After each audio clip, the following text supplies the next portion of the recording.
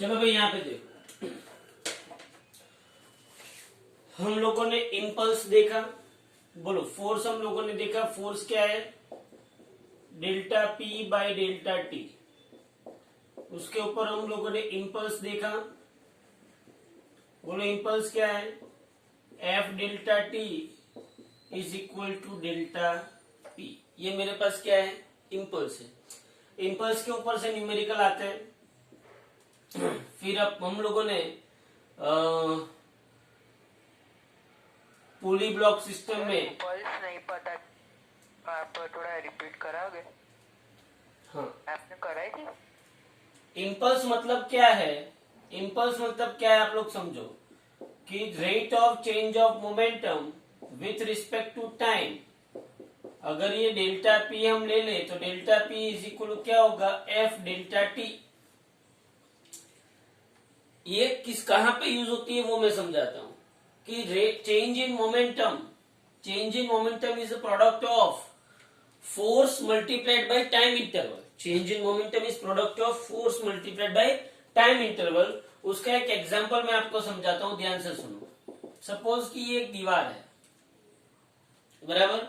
इस दीवार पे हमने एक बॉल को इंसिडेंट किया, 100 ग्राम का एक बॉल था, उसको मैं 10 मीटर पर सेकंड की स्पीड से, कितनी स्पीड से, 10 मीटर पर सेकंड की स्पीड से वॉल पे मैं उसको इंसिडेंट करता हूं। मतलब कि यहां से मैं सपोज की 10 मीटर पर सेकंड की स्पीड से इस बॉल को दीवार के साथ 30 डिग्री का एंगल बनाए, ऐसे मैं इंसिडेंट करता हूं। 10 मीटर पर सेकंड की स्पीड से बॉल को, यहां से बॉल इंसिडेंट हुआ 10 मीटर पर सेकंड की स्पीड से, दीवार के साथ कितना एंगल बनाया उसने, 30 डिग्री का एंगल बनाया। बोलो इतना पता चला। अब ये बॉल उतने ही एंगल पे, ये बॉल उतने ही एंगल पे वापिस बाउंस बैक होता है। तो चलो यहाँ पे मैंने ऐसा बोला कि ये बॉल उतने ही एंगल पे बाउंस बैक होता है, तो ये भी कितना होगा, 30 होगा। बोलो हाँ कि ना, तो ये बाउंस बैक होता है, ओके, उतने ही एंगल पे। अब कांटेक्ट टाइम मतलब क्या, किसके बीच का contact time, between the ball and wall. Suppose कि बॉल एंड वॉल के बीच का कांटेक्ट टाइम 0.1 सेकेंड है। कितना सेकेंड है, मतलब कि बॉल जब ऐसे गया और वॉल के साथ उसका जो कांटेक्ट टाइम है 0.1 सेकेंड है। कितना है, 0.1 second. Then what is the force experienced by wall, what is the force experienced by the wall। समझा। चलो मास ऑफ बॉल कितना है, सपोज कि आपको बॉल का मास आपको दिया हुआ है 100 ग्राम और उसकी इनिशियल स्पीड कितनी है, 10 मीटर पर सेकेंड। 100 ग्राम है और वो यहाँ पे भी कितनी स्पीड से जा रहा है, 10 मीटर पर सेकंड की स्पीड से जा रहा है। तो ये m 100 ग्राम है, ये m 100 ग्राम है और v1 is equal to v2 is equal to 10 metre per second है। चलो बोलो अब क्या करेंगे, सोचो। मुझे क्या ढूंढना है, what is the force experience by the wall. जब ये बॉल यहाँ पे कोलाइड होगा तब ये वॉल के ऊपर कोई फोर्स लगेगा, कितना लगेगा। तो तब जाके मुझे समझना चाहिए कि यहाँ पे अगर मुझे फोर्स ढूंढना है, क्या ढूंढना है मुझे, फोर्स। मुझे कांटेक्ट टाइम दिया हुआ है और मुझे क्या ढूंढना है, फोर्स ढूंढना है। तो कंपल्सरी मुझे क्या ढूंढना पड़ेगा, चेंज इन मोमेंटम ढूंढना पड़ेगा। अब चेंज इन मोमेंटम मुझे कैसे पता चलेगा, चेंज इन मोमेंटम मुझे कैसे पता चलेगा। चलो चेंज इन मोमेंटम समझने के लिए, change in momentum, change in momentum समझने के लिए delta P is nothing but P2 minus P1। P2 is nothing but MV2 minus MV1। बोलो ये होगा कि नहीं होगा। चलो बॉल का मास तो मुझे पता है, बॉल का मास तो मुझे पता है, V2 एंड V1 भी पता है। आप बोलोगे कि सर यहाँ पे V2 रख दो, V1 रख दो, 100 इंटू 10, 100 इंटू 10 आंसर आ गया। बोलो ऐसा कर सकते हैं? नहीं है। क्यों नहीं कर सकते हैं? क्योंकि यहाँ पे V1 and V2 vector formation में है। कैसे पता चला वेक्टर फॉर्मेशन में है? क्योंकि यहाँ पे V1 ने और V2 ने दीवार के साथ कितने एंगल बनाया हुआ है? 30 डिग्री का। कितना? 30 डिग्री का।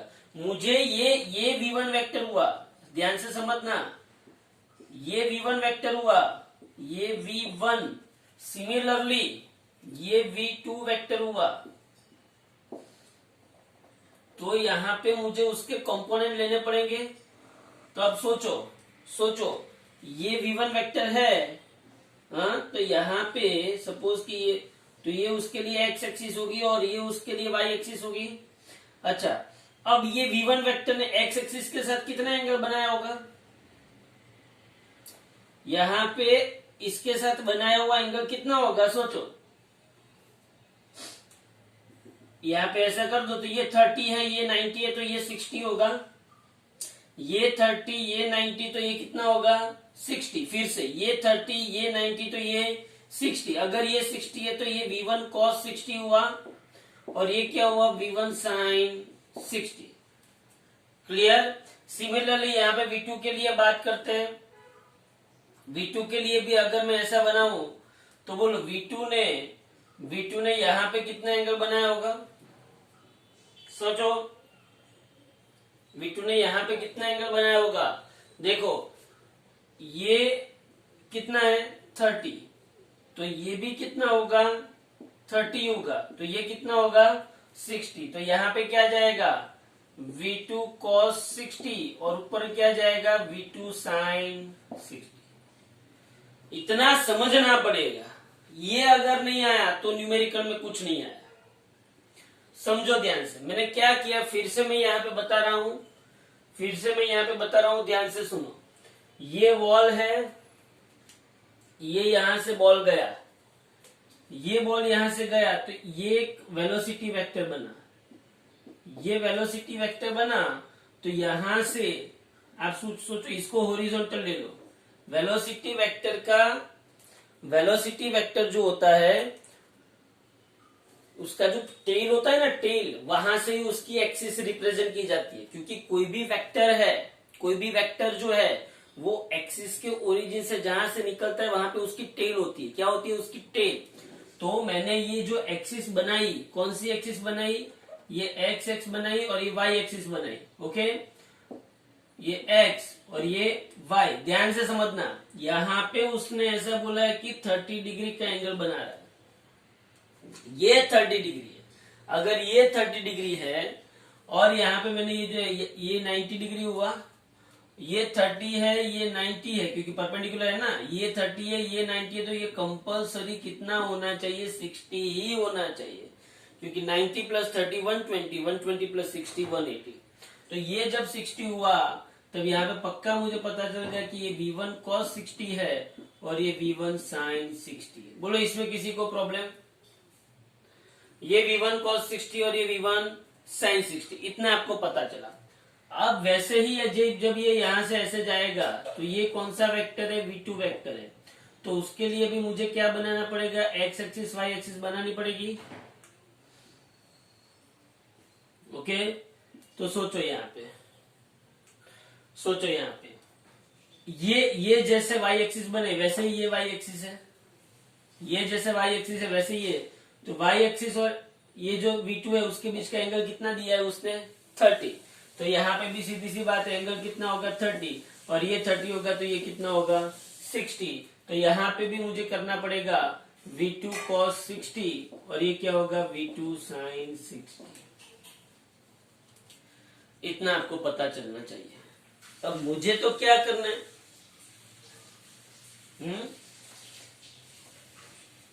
मुझे क्या करना है? मुझे तो मोमेंटम ढूंढनी है। क्या करना है मुझे तो क्या करना है? मोमेंटम में कैसे लूं? चलो मुझे ये बताओ। अब मुझे एक बात तो पता चली। कौन सी बात पता चली? कि मोमेंटम ढूंढनी है, ये मुझे चेंज ढूंढना है, तो मुझे इन सबको साथ में लेना पड़ेगा। अब इन सबको साथ में लेने के लिए आप क्या कर सकते हो, चलो हम कुछ काम करते हैं। यहाँ पे देखो, ये पॉजिटिव एक्स एक्सिस है और ये पॉजिटिव वाई एक्सिस, ये नेगेटिव एक्स एक्सिस है और ये पॉजिटिव वाई एक्सिस है। इतना तो पता चला, बोलो इतना पता चला। ये पॉजिटिव एक्स पॉजिटिव वाई, ये पॉजिटिव वाई और ये नेगेटिव एक्स। इसका मतलब ये हुआ कि ये v1 cos 60 और ये v2 cos 60 जाएंगे, पक्का जाएंगे। चलो सॉल्व करते हैं इसको। m कॉमन निकाल दो। v2 के लिए क्या लिख सकता हूं, minus v2 cos 60 minus v2 cos 60 i cap plus v2 sin 60 j cap.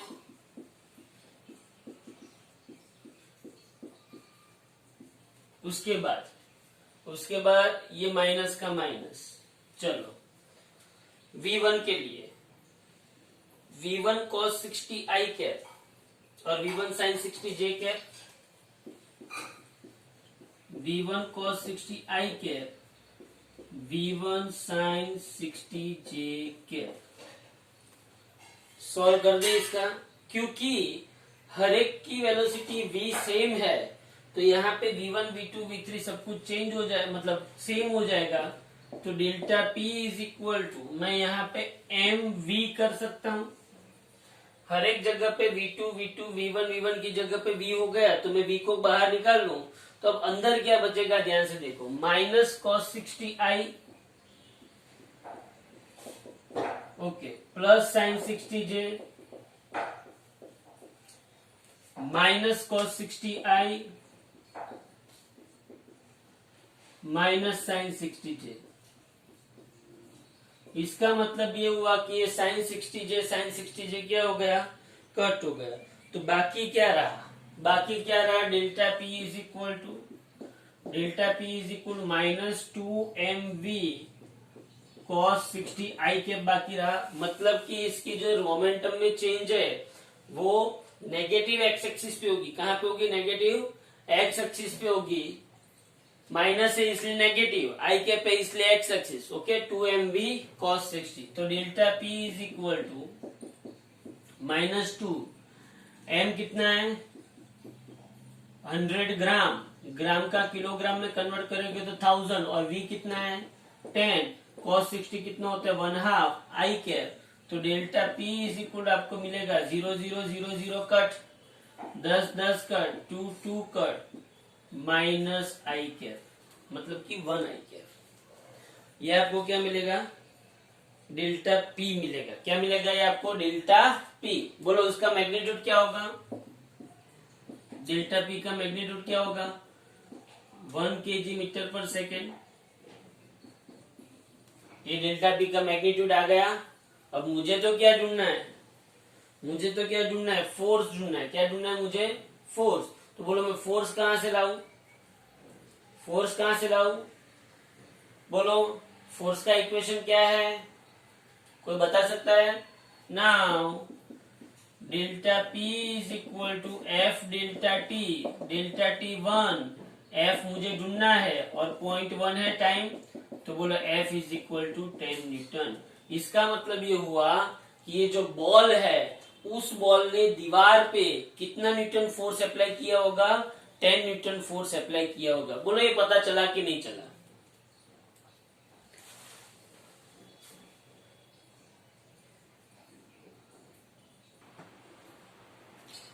अब आपके एक्सरसाइज में भी एक न्यूमेरिकल है उसके बेस पे हम जाते हैं थोड़ा सा, लेकिन पहले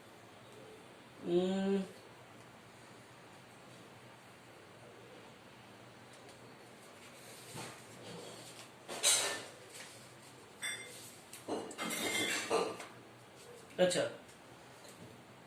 जैसे कि मैं आपको समझा सकता हूं कि एक गोली है, वो ब्लॉक में घुस गई, बंदूक में से गोली निकली, थोड़ा डिस्टेंस कवर कर ब्लॉक में घुस गई, ब्लॉक में घुसी तो ब्लॉक में घुसी उस टाइम की स्पीड दी हुई है, और वो ब्लॉक में कुछ डिस्टेंस कवर करने के बाद स्टेशनरी हो जाती है। हाँ, ब्लॉक में कुछ डिस्टेंस कवर करने के बाद स्टेशनरी हो जाती है।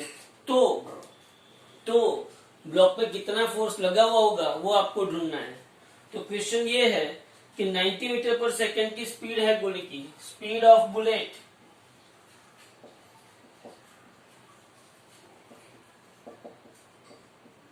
90 मीटर पर सेकेंड। ओके, 90 मीटर पर सेकेंड बुलेट की स्पीड है और वो एक लकड़े के बॉक्स में घुस गई और 60 सेंटीमीटर डिस्टेंस कवर करके distance travelled in a block 60 centimetre distance cover करके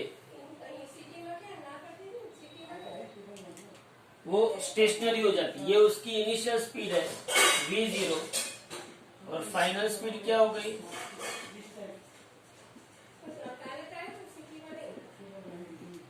0 मीटर पर सेकंड। पहले वो 90 से घुसी और फाइनल 0 हुई, तो फोर्स फाइंड आउट करना है। चलो, दो तरीके से इसको कर सकते हैं। एक तरीका क्या है कि v square minus v0 square is equal to 2AD। तो ये 0 स्क्वायर माइनस ये 90 का स्क्वायर, ये 2A मुझे नहीं पता, 60 इंटू 10⁻⁻²। तो 90 इंटू 90 क्या होगा बोलो, is equal to 2 into 60 divided by 100 into A। तो बोलो क्या होगा, 0 0 कट, तो माइनस 90 इंटू 10। 8100। तो A जो आएगा वो समथिंग अपना आएगा, और अगर मुझे A मिल गया तो मुझे फोर्स मिल जाएगा, force F is equal to क्या मिल जाएगी मुझे, M है। ये आप सबको पता है। ओके, बट इसकी अल्टरनेट मेथड क्या है,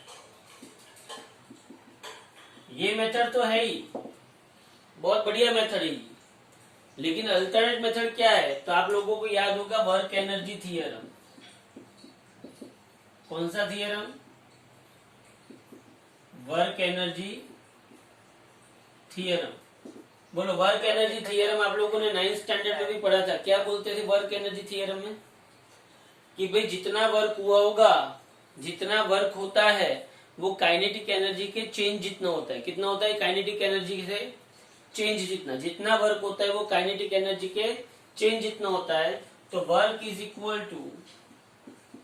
done is equal to change in kinetic energy, change in kinetic energy, मतलब कि W is equal to delta K. Kinetic energy, change in kinetic energy, work done is nothing but change in kinetic energy. तो बोलो क्या होगा, W is equal to क्या होगा, delta के। समझ में आ रहा है? ओके, तो अब बोलो W is equal to delta K. अब मुझे ये बताओ कि वर्क मतलब क्या होता है, फोर्स मल्टीप्लाइड बाय डिस्प्लेसमेंट, और डेल्टा के मतलब final kinetic energy minus initial kinetic energy. बोलो चेंज इन काइनेटिक एनर्जी मतलब final kinetic energy minus initial. बोलो फोर्स मुझे ढूंढना है, डिस्प्लेसमेंट कितना हुआ 60 सेंटीमीटर का, तो force into 60 into 10⁻⁻² is equal to final kinetic energy मतलब 1/2 mv2 square minus initial kinetic energy 1/2 mv1 square. चलो यहां पे क्या होगा बोलो, फोर्स का फोर्स रहेगा, ये 60/100 इज इक्वल 1/2 m कॉमन निकला। चलो v2 तो 0 है और v1 क्या है 90, तो v2 0 है मतलब ये पोर्शन 0 हो गया, और माइनस 1/2 m ये क्या होगा 90 का स्क्वायर। तो बोलो अल्टीमेटली मुझे क्या मिलेगा, F into 60/100 is equal to क्या होगा बोलो, 1/2 m कितना है मास दिया है आपको, मास दिया है आपको, हाँ 0.04 किलोग्राम मास दिया है, 0.04 किलोग्राम, और यहाँ पे 90 का स्क्वायर, तो उसके ऊपर से भी आपको फोर्स मिल जाएगा। किसकी वजह से, किसकी वजह से आपको फोर्स मिलेगा? Work energy theorem. कौन सा थ्योरम यूज करना है यहाँ पे आपको? Work energy theorem. बोलो, हो जाएगा?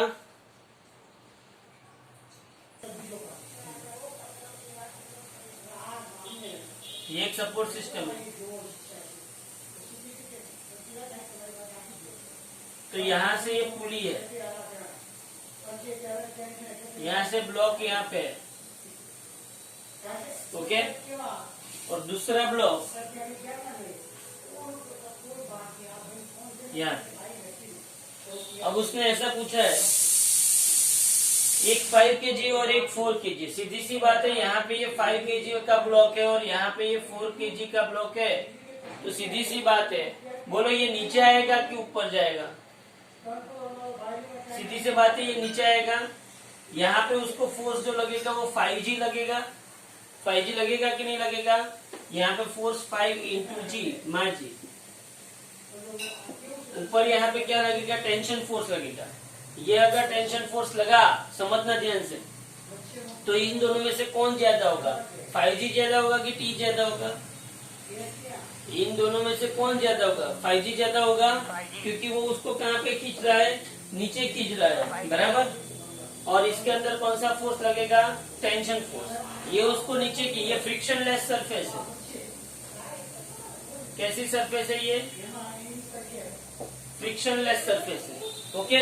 तो यहाँ पे फ्रिक्शनलेस सरफेस में आपको यहाँ पे ऐसा बोला गया है कि 5G के अंदर, 5 kg के टेबल के ब्लॉक के अंदर कितना एक्सेलरेशन क्रिएट होगा। अब आप मेरी बात समझो, ये 5G है, ये T है, तो 5G is greater than T, तो 5G minus T is equal to 5 के अंदर सपोज कि ये एक्सेलरेशन क्रिएट हुआ, 5G नीचे जा रहा है, T कहाँ पे जा रहा है? ऊपर, तो 5G minus T is equal 5A होगा, ओके। तो ये एक इक्वेशन हो गया।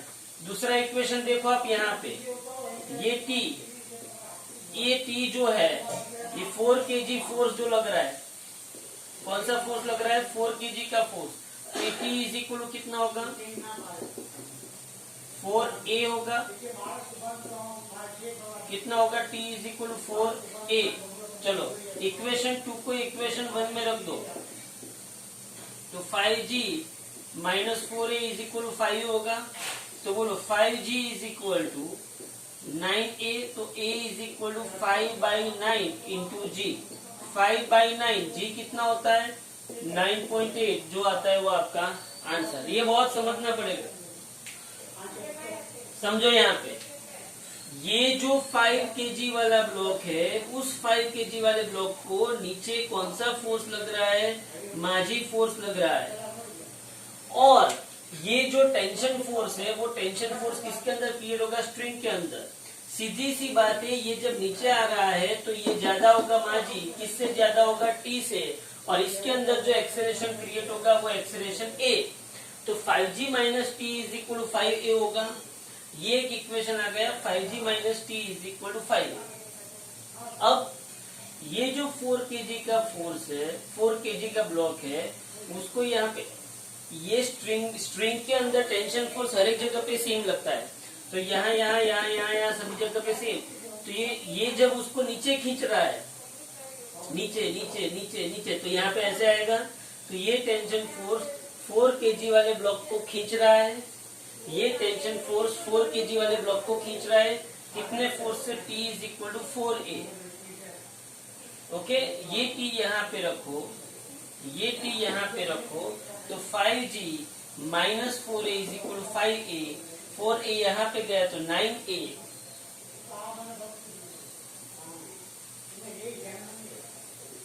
9A, तो A is equal to 5/9 into G। तो आपका आंसर आ गया 5/9 इंटू 9.8। बोलो, पता चला ये? ऐसे बहुत सारे ब्लॉक पुली सिस्टम हो गए, वो सब आपको सॉल्व करने पड़ेंगे, बहुत सारे हैं ऐसे।